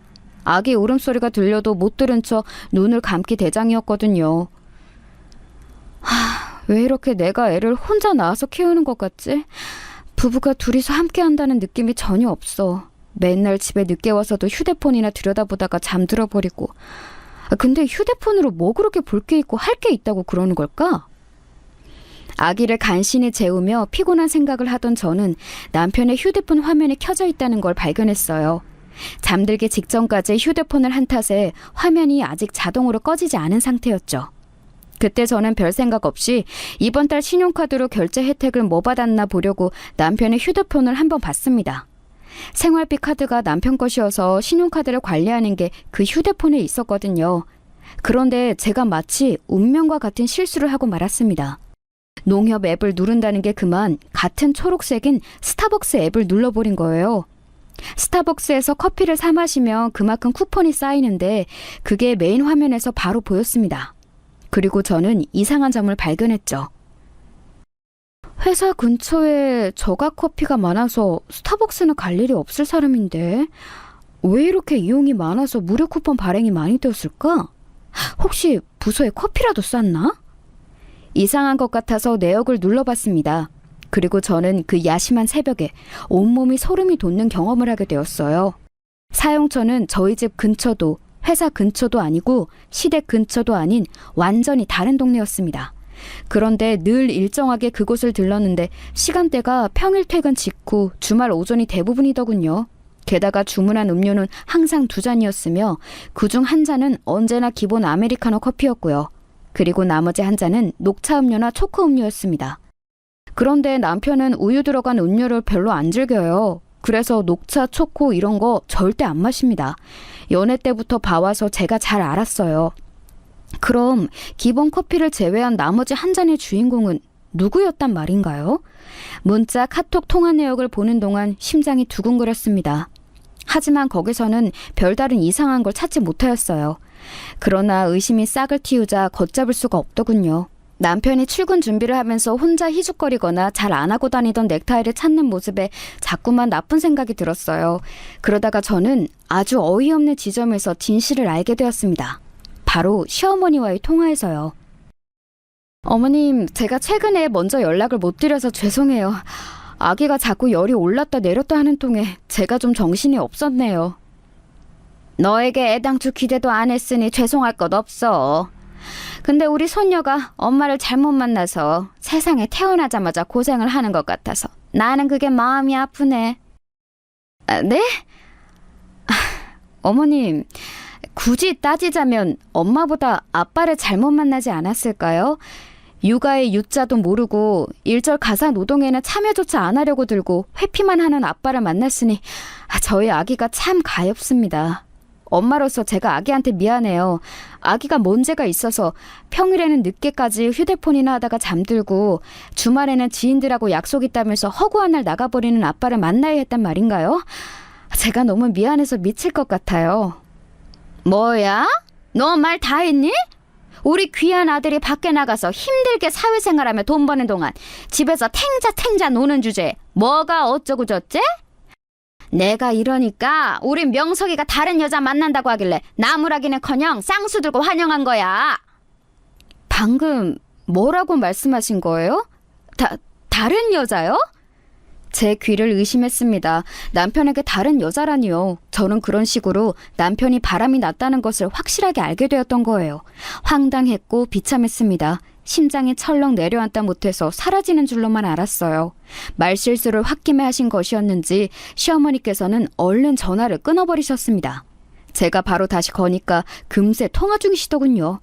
곧장 통화 중이시라니 답은 하나밖에 없었습니다. 남편에게 상황 전달을 하시려고 시어머니께서 그러시고 계신 중인 게 분명했죠. 너무 화가 났어요. 인간적인 배신감이 들었고 곤히 자고 있는 아기 얼굴을 그 와중에 딱 보는데 그냥 미안하다는 생각이 들었습니다. 그날 저녁 저는 밥상도 차리지 않은 채로 남편의 퇴근을 기다렸어요.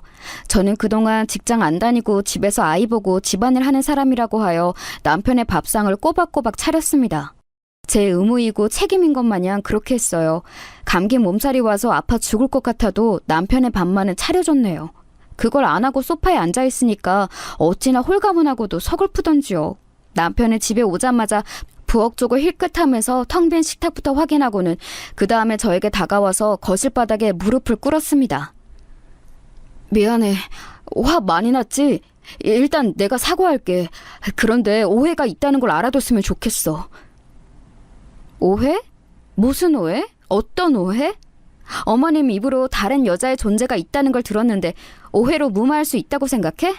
당신은 양심이라는 게 있기나 해? 어떻게 어린 딸아이를 두고서 태연히 바람을 피울 수가 있어? 오해라고 했잖아. 그 여자 내가 지금 불순한 의도로 만나고 있는 상대 아니야. 예전에 잠깐 만났다가 헤어졌었는데 예정이라고 해야 하는지 뭔가 애틋함이 있어서 서로 말벗도 해주고 인생 상담도 해주고 있을 뿐이야. 말벗? 인생 상담? 여보! 당신이 결혼하고 나서 나한테 어디 단 한 번이라도 진심 어린 대화를 청해본 적 있었어? 내가 주말에 어디 같이 놀러 가자고 해도 어린아기 있어서 안 된다는 황당한 핑계를 대면서 나를 두고 혼자 놀러 나간 사람이 바로 당신이야. 그런데 다른 여자한테는 그런 관심과 정성을 쏟는다고? 이게 바람이 아니면 뭐야?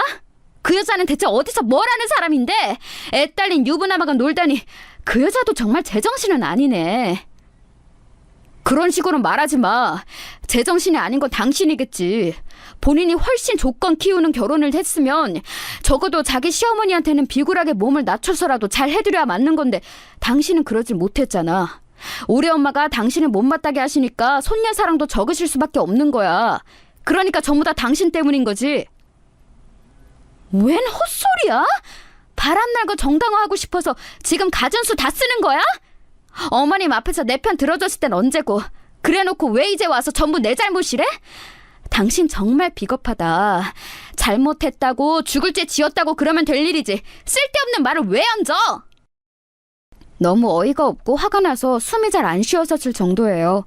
그때 저는 느꼈죠. 제가 몸이고 정신이고 이미 많이 나약해져 있었다는 사실을요. 서럽게 울음을 삼키는 제 앞에서 남편은 한숨을 쉬었습니다. 그러더니 한참 후에 정리하겠다고 간단히 말한 게 다였어요. 결혼 전에는 배우자가 바람을 피운다면 무조건 뒤도 안 돌아보고 땡이라고 생각했었는데 막상 아이가 있는 상황에서 이렇게 되다 보니 한 번쯤은 제가 눈을 감아주는 게 맞다는 생각이 들더군요. 속으로 갈등 많이 했었네요. 제가 이혼 가정에서 자라서 그런지 이혼이란 두 글자를 떠올리기만 해도 지긋지긋했습니다. 어렸을 적에 친정 아빠가 바람을 피우셨어요. 그리고 친정 엄마는 이걸 결코 용납도 용서도 하지 않으셨죠. 중간에 어떤 과정이 더 있었는지는 모르겠으나 두 분은 끝내 서로에게 저주를 쏟아내며 이혼을 하셨습니다. 저는 자연스레 친정 엄마와 살게 되었고요. 그 생활이 정말 힘들었습니다. 친정 엄마는 날이 갈수록 저에게 집착을 하셨고 많은 강요 또한 하셨습니다. 지금 생각하면 친정 엄마께서는 조울증 같은 건 앓으셨던 것 같아요. 외할머니께서는 조금은 갑작스레 돌아가셨을 때 친정 아빠께서 장례식장에 오셨어요. 그리고 친정엄마는 거의 발작을 하셨었죠. 누구야? 대체 누가 저 인간한테 연락했어? 내가 앞으로 2번 다시 우리 모녀 앞에 나타나지 말라고 분명히 말했었는데 당신이 무시하고 감히 우리 앞에 나타나? 진정해. 내가 지금 당장 사라질 테니까 제발 진정해. 그러다가 순 넘어가겠어. 친정아빠는 당혹스러워 하시면서 거의 쫓겨나듯 자리를 뜨셨는데 그때 눈이 마주치자 저는 얼른 고개를 돌려버렸습니다. 제 쪽에서 먼저 피한 것이었죠. 모르겠어요. 그때는 그래야 할 것 같았어요. 친정엄마와 살면서 하도 친정아빠 욕을 귀따갑게 들어온 것에 이 결과였을지도요. 그 이후로 친정아빠를 다시 뵙는 일은 없었다가 세월이 흘러서 다시 뵙게 된 건 친정엄마의 장례식장이었네요. 그때서야 이것저것 여쭤보면서 근황을 제대로 알 수 있었죠. 친정아빠는 사업을 하고 계셨으며 재혼도 하신 상태였어요. 당연하다면 당연하게 엄청 어색했죠. 하지만 앞으로 연락이나 종종 하면서 지내자는 친정아빠의 제안에 내심 반가웠습니다. 성격상 겉으로 크게 티를 내지는 못했지만 속으로는 좋았어요. 이토록 복잡 미묘한 가족을 둔 저였기에 제가 꾸리는 가정을 그렇지 않기를 바랐습니다. 제가 억지로 버티고 또 버텨오면서 그 바람을 지켜왔는데 남편이 그걸 깨버린 것이었어요. 상간녀를 정리하겠다고 했으니 어쨌든 저만 눌러 참으면 될 일일지도 모른다고 생각했습니다. 속이 문드러져도 저만 희생해서 가정을 지켜낼 수만 있다면 그것으로 저는 괜찮다고 스스로를 다독였어요. 지금 생각하니까 정말 초라했네요. 하지만 남편은 끝끝내 저를 배신하였습니다. 서류 가방에 여자 립스틱이 들어있더군요. 제 것이 아니었어요. 저는 남편이 귀가했을 때 면전에 그 립스틱을 집어 던졌어요. 공교롭게도 그 옆에는 시어머니께서 함께 계셨죠. 손에 들고 계신 걸로 보아서 간만에 반찬을 가져다 주시려던 참에 남편과 같이 들어오신 모양이었습니다. 너 이게 뭐하는 짓이야? 우리 아들 잘생긴 얼굴에 흠이라도 나면 어쩌려고 물건을 마구 집어던져? 면도도 서툴러서 걸핏하면 턱에 상처내는 사람인데 가벼운 립스틱 맞는 게 대수일까요? 어머님, 왜 자식을 저렇게 키우셨어요? 면도 하나 제대로 못하는 팔푼이로 어린 자식이 있는데 바람을 피우는 짐승으로 저렇게 키워놓으시니까 보람이 있으신가요? 어떠세요? 말하는 꼬라지 좀 봐라. 너 완전히 마탱이가 같구나. 오냐, 내가 이참에 아주 며느리 자리 갈아치우련다. 그 아가씨 우리 아들이 너하고 결혼하기 전부터 만났다 그러고 직장도 대기업이고 양친 멀쩡히 계시고 무엇보다 관상이 떡두꺼비 같은 아들 낳을 관상이야. 너랑은 상대도 안 돼. 명서가 너 당장 이것하고 갈라서 이혼해버려. 시어머니께서 너무 흥분하신 나머지 침을 튀기며 외치시다가 현기증에 휘청거리셨어요. 남편은 얼른 자기 엄마 부축하면서 그만 좀 하시라고 진정 좀 하시라고 그러더라군요. 그 모습에 지난 과정이 눈에 훤히 그려졌습니다. 제가 임신했다고 했을 때 남편이 보였던 반응 속에는 그 상간녀가 들어있었던 거죠. 저하고 양다리를 걸쳤는데 제가 임신을 하는 바람에 그쪽하고는 헤어졌던 것이고 그래서 심란했던 남편은 아기의 성별이 나왔을 때부터 생각을 고쳐먹고 결혼생활 잘했다가 아기가 태어난 이후에 그 상간녀와 다시 만나게 되면서 그때부터 나락으로 갔던 거예요. 기행을 말리기는커녕 부채질을 한 정신나간 시어머니께서 계시는 한 그게 가능했을 테지요. 저는 세상에서 가장 우스운 사람이 된 것 같은 느낌이 들어서 뜨거운 눈물을 흘렸습니다. 시어머니를 믿었기 때문에 남편을 사랑했기 때문에 그래서 운 게 아니었어요. 그냥 제 자신이 너무 바보 같은 게 견딜 수 없어서 눈물이 나왔고 곤히 자고 있는 아이 생각에 울었던 것이죠. 그런데 그걸 잘못 받아들인 것인지 시어머니께서는 저를 보며 혀를 끌끌 차셨는데 그 눈빛이 마치 그래봤자 떠난 남자만 못 잡는다 라고 말씀하시는 것 같았습니다.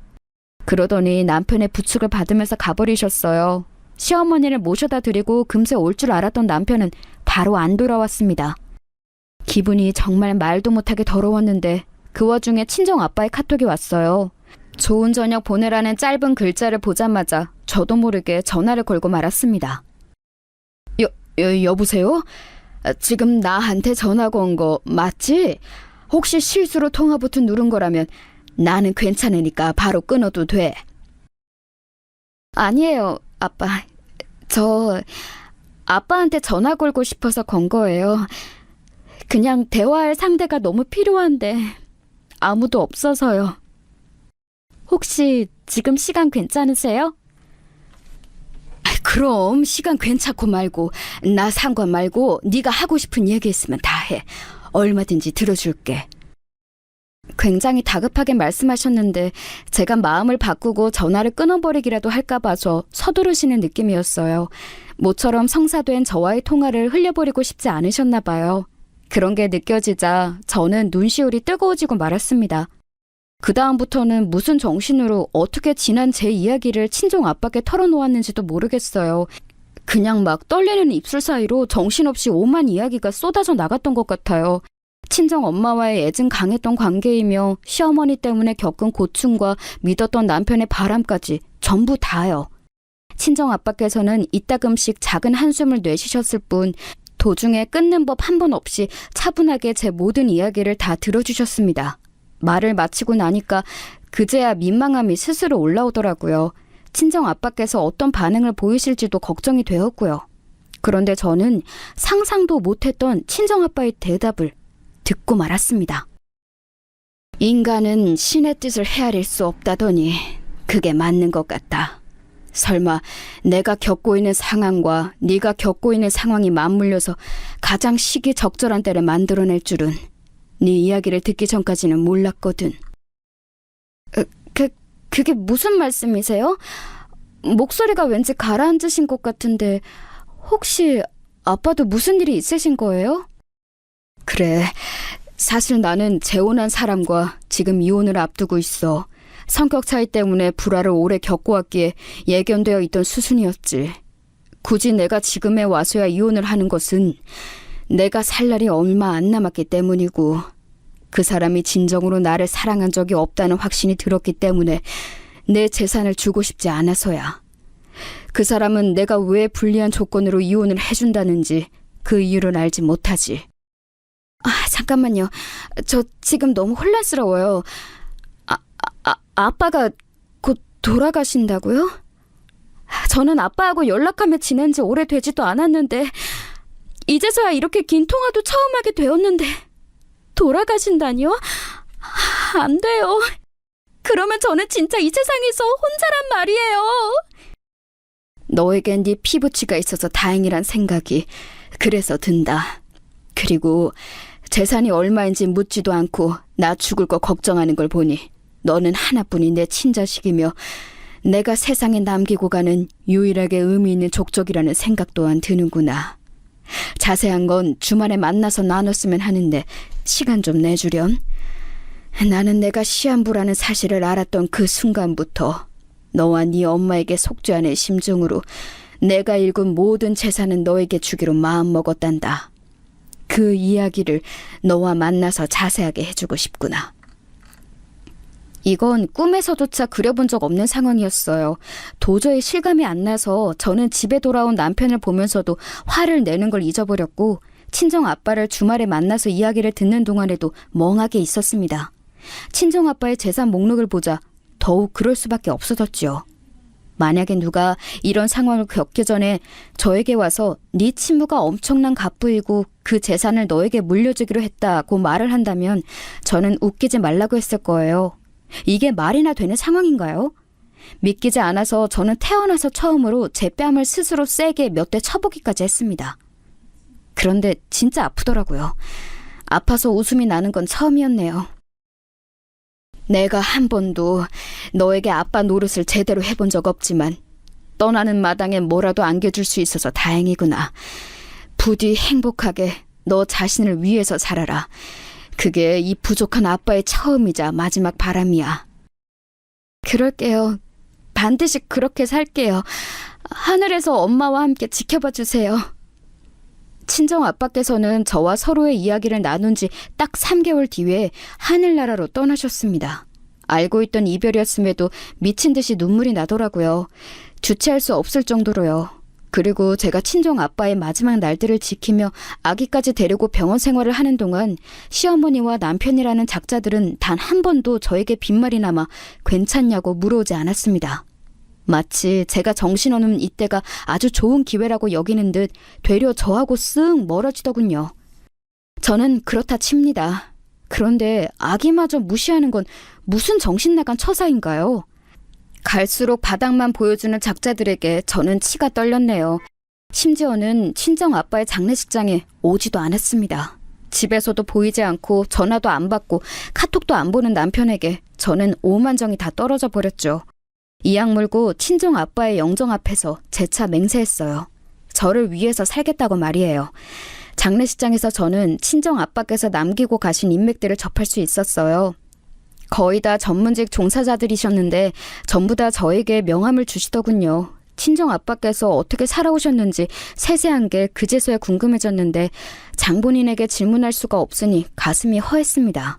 있는 체력 없는 체력 다 끌어서 끝마친 친정아빠의 장례식. 곤히 잠든 아기까지 등에 업고 집에 돌아왔을 때 저는 심장이 철렁했어요. 신발장에 젊은 여자 구두가 있었고 시어머니의 신발도 보였습니다. 조심스레 현관에서 가까운 작은 옷방에 아기를 눕혀두고 저는 거실로 향했죠. TV 앞에 앉아서 좋은 시간을 보내고 있던 시어머니, 남편, 그리고 상간녀가 어리둥절한 눈으로 저를 동시에 쳐다봤습니다. 남편이 입가에 묻은 튀김가루를 털면서 말을 하더군요. 당신 벌써 왔어? 내일 오는 거 아니었어? 그런 줄 알았는데? 오랜만이다. 이 짐승 같은 놈이 연락 두절이더니 이렇게 얼굴 보기가 원래는 쉬운 거였구나. 저기 그쪽은 누구세요? 혹시 양친 멀쩡히 계시고 대기업에 종사하시며 이 망할 놈하고 옛날에 만났었다가 지금은 뻔뻔한 상간녀이신 그분이신가요? 저는 곧바로 상간녀를 저격했습니다. 딱 봐도 제 또래인 그 상간녀, 얼굴만 보면 평범한 인상이라서 더욱 소름 끼쳤어요. 차라리 여우 같은 인상이거나 섹시한 여자였다면 기분이 덜 나빴을지도 모르겠네요. 너무 평범해서 기분이 더럽더군요. 그런 주제에 애딸린 유부남과 놀아난다는 게 황당할 따름이었습니다. 상간녀가 헛기침을 하면서 슬쩍 고개를 피하는 모습도 너무 얄미웠는데 제가 인상을 확 쓰니까 그때 시어머니께서 나셔섰죠. 이제 이쪽은 우리 집안 새며느리가 될 사람이고 너는 나갈 사람인데 굳이 얼굴 붉혀서야 되겠니? 너도 눈치가 있다면 이혼하자는 분위기인 거 알 거 아니야. 우리가 괜히 네 아비 장례식에 안 갔겠어? 이게 다 너에게 여지를 안 남겨주려고. 네가 혹시 미련 가질까 봐 우리가 냉정하게 군 거지. 너무 섭섭해 말아라. 너는 원래부터 잘못 끼워진 단추였을 뿐이야. 이제 모든 게 제자리를 찾아간다고 생각을 해. 한 가지 궁금한 게 있는데요. 그런 말씀하시면 스스로 안 부끄러우세요? 안 민망하세요? 나이를 허투루 먹었다고 스스로 광고하시는 꼴인데 뻔뻔하게 말씀 잘하시는 거 보니까 신기하네요. 이런 독특한 엄마 정도는 돼야 우유부단하고 정신 빠진 아들놈 낳아서 키우는가 봅니다. 뭐야? 말 다 했어? 신랄하게 비꼬는 거 보니까 너는 역시나 글러먹었어. 애 생각해서 상식 전에 양육비는 매달 보내주기로 했다. 감지덕지하면서 애 잘 키우고 살아라.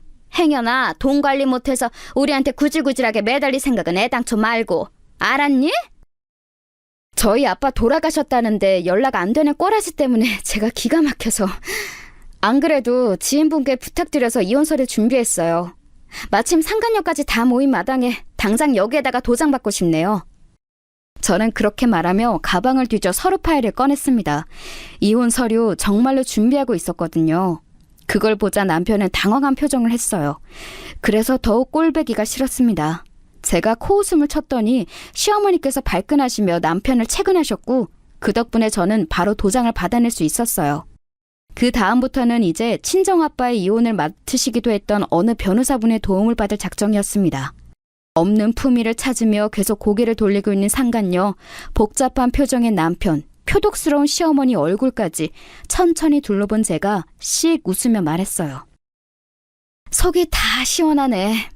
앞으로 댁들이나 나한테 구질구질하게 매달릴 생각하지 마세요. 어차피 차차 알게 되어버릴 테니까 미리 밝히자면 돌아가신 우리 아빠 나한테 남기고 간 유산만 70억이에요. 어디 감히 누구 앞에서 양육비니 돈 관리니 이딴 소리를 들먹여? 별 희한한 코미디를 다 보겠네, 참나. 70억이라니? 당신 그게 무슨 말이야? 장인 어른께서 사업하셨단 말만 얼핏 들었을 뿐 재력가라는 얘기는 나 못 들었었는데? 이제 와서 장인 어른이라고? 스스로 민망해할 줄도 모르는 건 모전자전이구나. 2번 다시 나한테 연락하지 마. 할 얘기 있으면 변호사 통해서 해. 내일 날 박는 대로 변호사 연락 받을 테니까. 알았어? 애 딸린 남자한테 끌리는 정신병자 같은 저 여자하고 새 출발해서 잘 살아. 성격 지저분한 네 엄마 간수는 잘하는 게 좋을 거야. 이혼 2번은 좀 너무 그렇잖아? 저는 피식 웃으며 돌아섰고 제 물건 몇 가지만 얼른 챙겨서 아기 데리고 집을 나왔습니다. 저를 잡으려고 따라 나오려던 남편을 잡아챈 상간녀. 그런 상간녀를 나무라는 시어머니. 이게 다 시어머니 때문이라며 탓을 돌리는 남편까지. 마지막에 본 광경은 그야말로 오합지졸들이 벌이는 아비규환이었네요. 이튿날 시어머니께서 결국 뒷목 잡고 쓰러지셔서 병원에 실려가셨다는 후문을 들었습니다. 남편이 말한 걸 변호사분께서 저에게 전달해 주신 거였죠. 그러거나 말거나 저는 신경도 안 썼네요. 저와 이혼하기 싫다며 남편은 부르짖었지만 이미 모든 게 끝난 후였으니까요. 소송으로 가봤자 불리한 건 그쪽이었어요. 결국 무탈한 이혼이 마무리되었습니다. 그 상간녀하고는 개싸움 나서 금방 헤어졌더군요. 저에게 사과하고 싶다며 아기가 너무 보고 싶다며 못난 모자가 돌아가면서 난리를 쳐댔으나 저는 만나주지 않았죠. 떠나간 버스는 후진해서 돌아오지 않는다는 거 그들은 제대로 깨우쳤을 거예요. 저는 그 이후로 돈 관리라는 거 철저히 해서 승승장구했고요. 서로밖에 없는 것 같던 그 2사람은 서로에게 끝내 원망의 화살을 돌린 것인지 얼굴도 안 보고 사는 것 같더라고요. 이래서 인생사 세웅지 마라 하는 건가 봅니다.